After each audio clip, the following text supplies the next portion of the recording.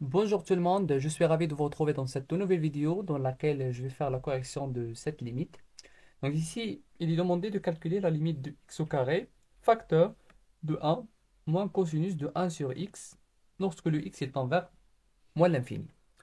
Si je remplace le x par moins l'infini, donc 1 sur ici moins l'infini, marche, moins l'infini, cosinus de 1 moins de 1 sur quelque chose qui est très très grand. Ça marche? 1 sur moins l'infini, ça va tendre vers quoi? Ça va tendre vers 0. Et je sais que cosinus de 0 est égal à combien? Est égal à 1. Et 1 moins 1, c'est combien? C'est 0. Donc, donc cette partie est égale à 0. Fois le x par moins l'infini. Moins l'infini au carré, c'est plus l'infini. Donc, au final, je vais avoir ça est égal à plus l'infini fois 0. Plus l'infini fois 0, c'est une forme indéterminée. Ça veut dire que je dois passer par une autre méthode. Je, je sais que on a une limite. Donc la limite fameuse, c'est la limite de 1 moins cosinus de x sur, voilà, sur x au carré. Lorsque le x il tend vers 0, ça, il tend vers le n demi. Très bien. Si vous regardez que j'ai ici cosinus de quelque chose, ici j'ai le carré, ça marche, mais le x il tend vers moins l'infini.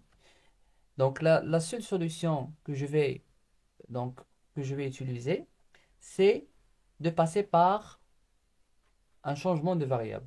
Comment faire? Si je prends le 1 sur x, le 1 sur x, ça est égal à t. Si je prends le t, donc prenons le t est égal à 1 sur x. Lorsque le x il tend vers moins l'infini, cela implique que t, il va tendre vers quoi? Il va tendre vers 0. Parce que 1 sur quelque chose qui est très très grand. Ça marche? Donc le t, il va tendre vers 0. C'est très bien. Le x au carré. Donc on a le x est égal à 1 sur t. Parce que selon donc a est égal à 1 sur b, c'est l'inverse. Alors le b est égal à 1 sur a. Ça marche. Donc t est égal à 1 sur x, ça veut dire que x est égal à 1 sur t. Très bien. Le x au carré est égal à combien? Est égal à 1 sur t, le tout au carré. 1 sur t au carré, c'est 1 sur t au carré. Parce que, donc, voilà, on a a sur a à la puissance n est égal à 1 sur a à la puissance n. Donc 1 sur t à la puissance 2, c'est 1 sur t à la puissance 2.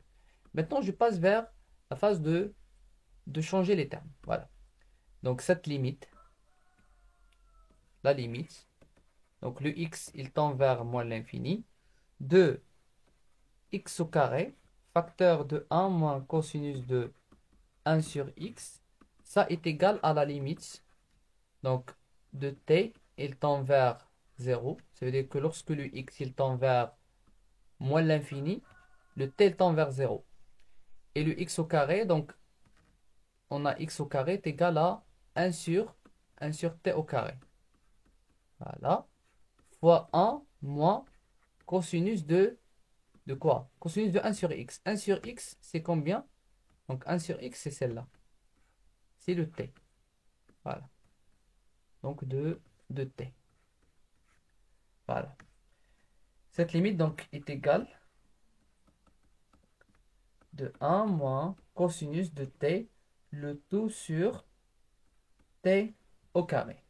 Donc cette formule, donc cette forme, elle ressemble à cette forme.